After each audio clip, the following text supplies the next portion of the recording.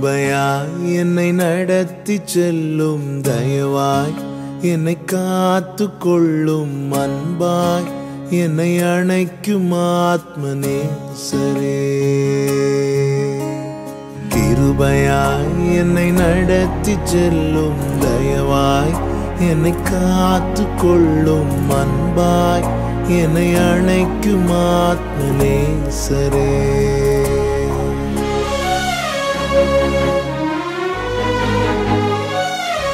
இன்றைய வாக்குத்தத்த வசனம்.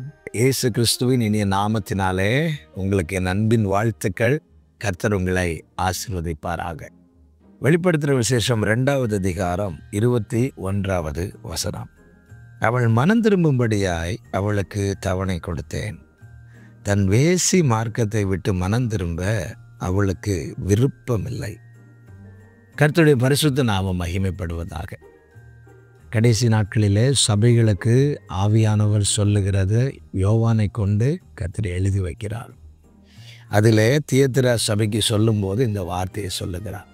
என்ன சொல்லுகிறார்? மனம் திரும்பும்படிக்கு நான் தவணை கொடுத்தேன், சான்ஸ் கொடுக்கிறேன். ஆனால் தன் வேசி மார்க்கத்தை விட்டு மனம் திரும்ப அவளுக்கு விருப்பம் இல்லை. என கேட்கிற அன்பு சகோதர சகோதரி, ஒவ்வொரு நாளும் தேவன் நமக்கு தருகிற தருணம் அல்லது தேவன் நமக்கு தருகிற தவணை, தேவன் தருகிற கிருபை எதற்கு தெரியுமா? நம் மனம் போல வாழ்வதற்கு அல்ல. மாறாக நாம் நம்முடைய கிரியைகளை சரி செய்து கொண்டு தேவனுக்கு பிரியமாய் வாழவே தேவன் கிருபையை தருகிறார். யார் இதை சரியாய் புரிந்து கொள்ளுகிறார்களோ அவர்கள் மனம் திரும்புவார்கள். கிருபையை சரியாய் புரிந்து கொள்ளாதவர்கள் மனம் போல வாழ்வார்கள். இங்கே கர்த்தர் வேதனையோடு சொல்லுகிற காரியம் இதுதான்.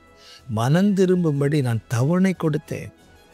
தன் வேசி மார்க்கத்தை விட்டு மனம் திரும்ப அவளுக்கு விருப்பமில்லை. நம்முடைய நிலைமை எப்படி இருக்கிறது? நேற்றை கண்ட அநேகர் இந்த நாளை காணவில்லை.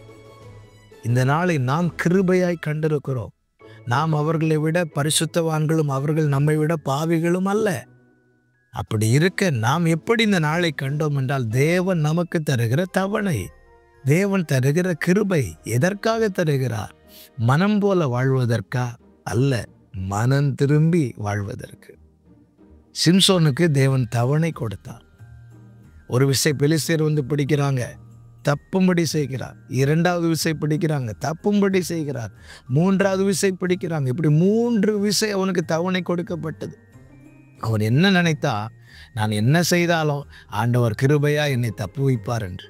இல்லை, 3 முறை கொடுக்கப்பட்ட தவணையை அவன் சரியாய் பயன்படுத்தவில்லை. அவன் மனம் திரும்பாமல் மனம் போல வாழ்ந்தான். மீண்டும் அந்த வேசித்தன பாவத்துக்கு தன்னை விட்டு கொடுத்தான். அடுத்த முறை பெலிஸ்தியர் வந்தார்கள், சிம்சோனை பிடித்தார்கள். முதலாவது அவன் பலத்தில் கை வைக்கிறான். அடுத்ததாக அவன் பார்வையில், விஷனில், தரிசனத்தில் கை வைக்கிறான். அவருடையவனாய் நிற்க வேண்டியவன் இப்பொழுது வேடிக்கை காட்டும்படியாய் அவன் நிறுத்தப்படுகிறான். தேவன் நமக்கு தருகிற கிருபைகளை தவணைகளாய் தருணங்களாய் எண்ணி கர்த்தரிடத்தில் மனம் திரும்புவோம். கர்த்தர் நம்மை நடத்துவாராக. ஜெபிக்கலாமா? எங்கள் நல்ல தகப்பனை இரக்கமுள்ள பிதாவே, நீர் எங்களுக்கு கிருபையை தருவது மனம் போல வாழ்வதற்கு அல்ல, மனம் திரும்பி வாழ்வதற்கு. இதை இந்த நாளில் உணர்த்தின கிருபைகளுக்காய் நன்றி. எங்களை அப்படியே நடத்தியருளும். இயேசு கிறிஸ்துவின் நாமத்தில் பிதாவே, ஆமென்.